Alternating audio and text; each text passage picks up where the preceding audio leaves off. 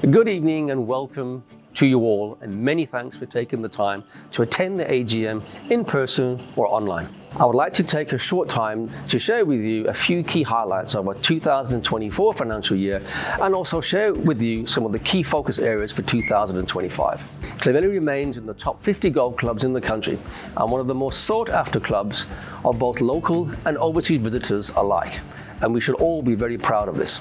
This happens because we have outstanding staff and members. I like to refer to this as the Clovelly family, who give so much to the club.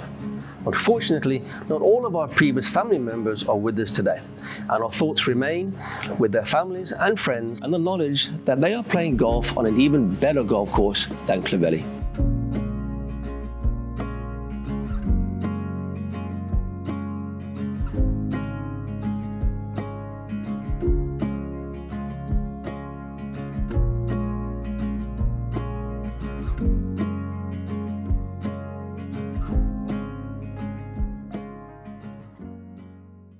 Looking at our course and club, we had a number of focus areas in 2024.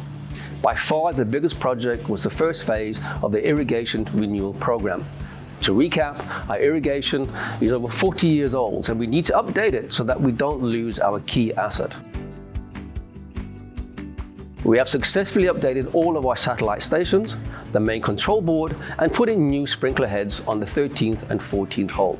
These sprinklers can be controlled individually, and over the next few years, we aim to move all of our sprinklers to this basis. The first phase cost 4.6 million rand, and the balance to complete is in the region of a further 12 million rand.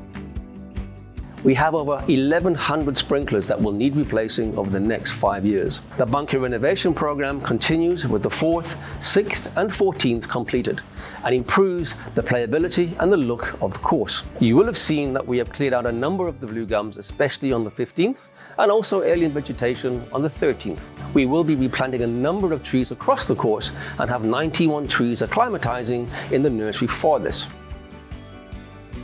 Our bar renovation was certainly needed, and I'm sure that you will all agree a magnificent job was done. A massive thank you to Jessica, who took this on board and made it happen, along with the great input from Val Evanet. It was also time to renovate the staff quarters, and I'm happy to say that this has been completed and all staff now have a great place to relax and have their lunch. And lastly, we completed the replacement of our golf courts, and we now have 24 lithium club car tempos that make a significant contribution to our revenue as more and more people are using them.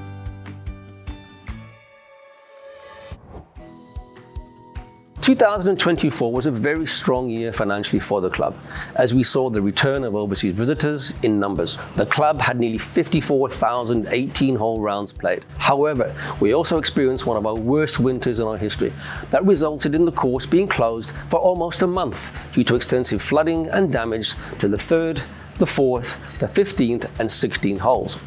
The impact was almost R1 million loss of income. It thus comes as no surprise that we need to focus in 2025 on ensuring that this does not recur. We are working with all relevant parties to build and implement a plan that enables the course to better withstand the ever-increasing severity of our winter storms. I'd like to thank Alan Johns and Peter Flower for all the work and support on this project. We will continue with the irrigation renewal program, the bunker renovation program, notably the 3rd and 7th, and continue with the replacement of trees and alien vegetation, as resources allow beyond the drainage and river projects. I would also like to thank both Mike and Alan Michelle for their continued support in the course design, which clearly makes a massive difference to the club. Our club is extremely blessed in its membership and willingness of many to join the various committees and represent the club across various leagues. A huge thank you to all involved. Across the leagues, we have had great success, winning or finishing in the top part of each league.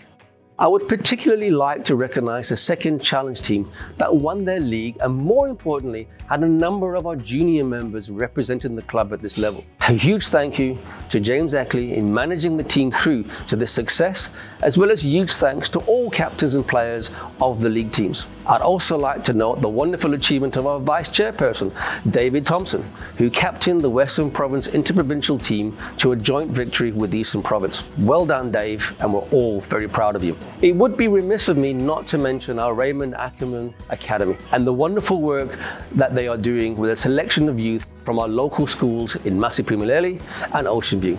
Last year, Raga had 26 students. Those students come to Clovelly after school, where they receive dedicated tutorship, meals and assistance with their education and tertiary planning.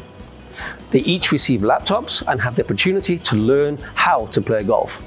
They also take part in community service, Toastmasters, the President's Award, and other exciting programs. We said goodbye to both Annette Champion and Carroll as they head off for retirement after many years of commitment to our students. While we miss them, we were joined by Debbie Krief, and Sebastian Brown will be joining Debbie and Roxanne next month. Thank you to the Raga team for the work they do, and to all of our members and sponsors who support this special initiative.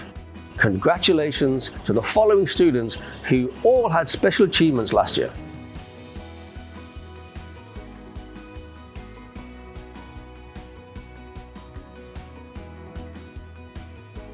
As mentioned previously, we have a superb staff at Clovelly. I'd like to recognise a few people. Aidan Erasmus's development into the golf and operations manager's role with invaluable support of John Spiker. Our greenkeeper, Brian Glutu, who delivered not only a superb club championship course, but produces a magnificent course the whole year round, despite some significant challenges, and also our GM, Paul Stoner, who continues to shine as one of the top golf club managers in the country. Lastly, I'd like to thank our president, Jonathan Ackerman, our treasurer, who is good, my fellow governing body members, Dave Thompson, Craig Small, Freya Griffiths, Paul Stoner, and the ladies and men's captains, Anne Keeble and Alan John, along with their committees for their invaluable support and guidance during 2024 and ensuring that our club remains financially strong and the favourite club in Cape Town. Lastly, when we finish, please do join myself and the team in the bar for a round of drinks on the house.